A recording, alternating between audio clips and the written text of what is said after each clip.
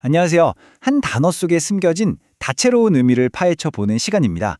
오늘은요, 우리한테 움직임이란 뜻으로 너무나 익숙한 단어죠. 바로 모션에 대해서 아주 깊이 있게 들여다볼 거예요. 이 평범해 보이는 단어가요, 격식 있는 회의나 법정에서는 완전히 다른 뜻으로 쓰인다는 거 혹시 알고 계셨나요? 자, 오늘 저와 함께 모션의 세 가지 얼굴을 완벽하게 마스터해 보시죠. 맞아요. 모션 하면은 가장 먼저 떠오르는 뜻은 단연 움직임이죠. 그런데 이 단어가 회의실이나 법정으로 장소를 옮기면 동의 혹은 발이라는 전혀 다른 의미의 옷을 입게 됩니다. 바로 이 지점에서 영어 공부의 진짜 재미가 시작되는 거 아니겠어요?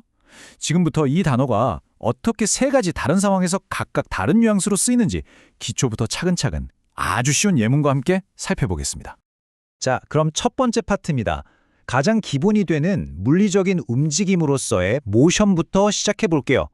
우리가 이미 잘 알고 있는 가장 친숙한 의미부터 시작하면요, 뒤에 나올 새로운 개념들도 훨씬 더 쉽게 다가올 거예요. 준비되셨죠?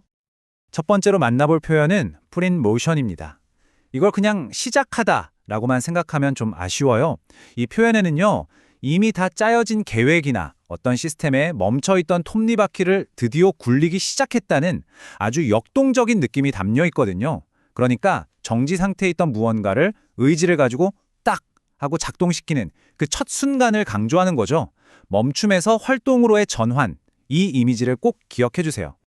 예문을 보면 그 느낌이 훨씬 확실하게 와닿을 거예요. 화면에 보이는 영어 문장에 한번 집중해 보세요. 제가 천천히 한번 읽어 드릴 테니까 발음을 잘 들어보세요. The CEO decided to put in motion the new restructuring plan immediately.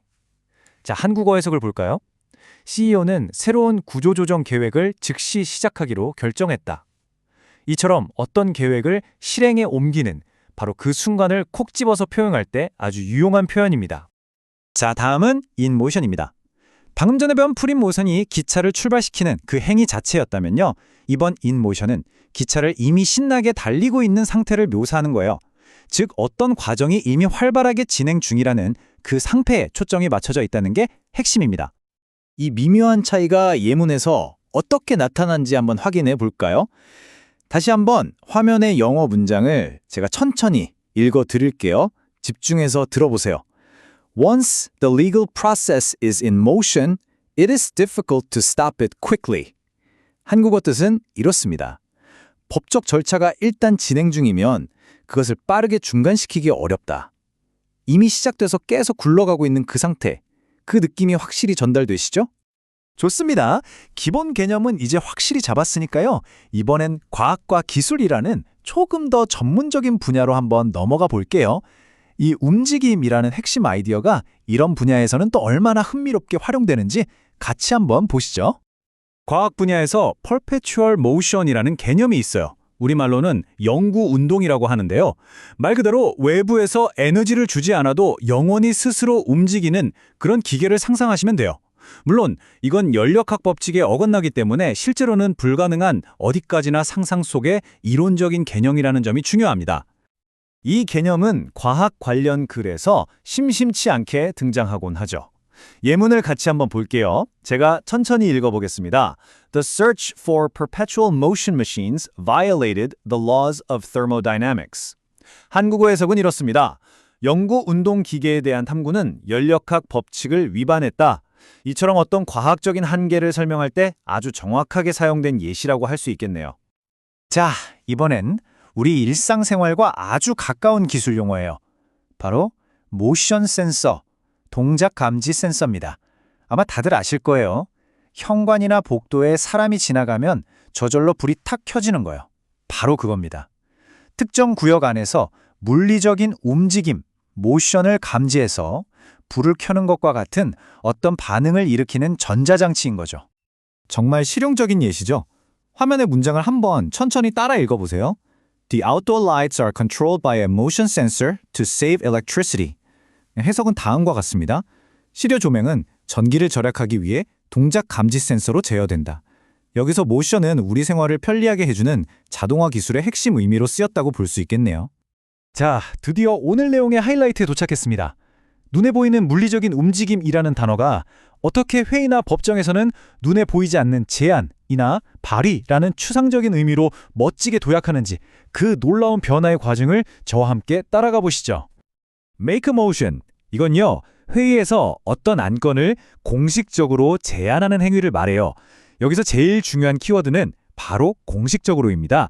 그냥 이런 아이디어 어때요? 하고 툭 던지는 게 아니라 자, 이 안건에 대해서 이제 우리 모두가 진지하게 토론하고 투표까지 합수다 라고 회의 절차를 앞으로 움직이는 아주 격식 있는 행위인 거죠. 이 표현이 실제 비즈니스 상황에서는 어떻게 쓰이는지 예문으로 확인해 볼게요. 제가 천천히 읽어드릴게요. The board member rose to make a motion to table the discussion until next month. 한국어 해석은 이렇습니다. 그 이사는 논의를 다음 달까지 보류하자는 동의를 제기하기 위해 일어섰다.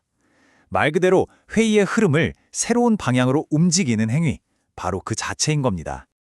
자, 그럼 누군가가 이렇게 make motion, 즉 동의를 제기하면 그 다음 단계는 뭘까요?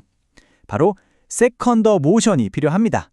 이건 다른 사람이 제기한 안건에 대해서 저도 그 제안에 찬성합니다 라고 공식적으로 지지를 표하는 행위예요. 이게 왜 중요하냐면 혼자만의 생각이 아니라 여러 사람이 논의할 만한 가치가 있다는 걸 보여줘야 하거든요. 그래서 이 제청이 있어야만 그 안건이 비로소 정식으로 투표에 붙여질 수 있습니다. 이 두 표현이 어떻게 짝을 이뤄서 작동하는지 예문을 통해 한번 보시죠. 천천히 들어보세요. After the proposal was made, the treasurer immediately seconded the motion. 해석은 이렇습니다. 제안이 있은 후 회계 담당자는 즉시 그 동의에 제청했다. 아하, 제안이 나오고 바로 지지, 즉 제청이 뒤따르는 이 한 쌍의 과정이 바로 공식적인 의사결정의 시작을 알리는 신호탄인 셈이죠. 자, 지금까지 모션이 가진 정말 다양한 얼굴들을 하나씩 만나봤습니다. 이제 마지막으로 오늘 배운 내용들을 한데 쫙 묶어서 정리해 볼게요. 이 묘묘한 뉘앙스 차이를 한눈에 비교하면서 머릿속에 확실하게 각인시켜 보자고요. 바로 이 화면이 오늘 배운 내용의 핵심을 아주 명쾌하게 보여주네요. 화면 왼쪽의 피지컬 모션은 뭐였죠? 그렇죠. 눈에 보이는 사물의 위치나 상태 변화를 의미했죠. 반면에 오른쪽의 포멀 모션을 보세요. 이건 눈에 보이지 않는 결정이나 절차 같은 추상적인 대상을 앞으로 나아가게 움직이기 위한 공식적인 제안을 뜻합니다.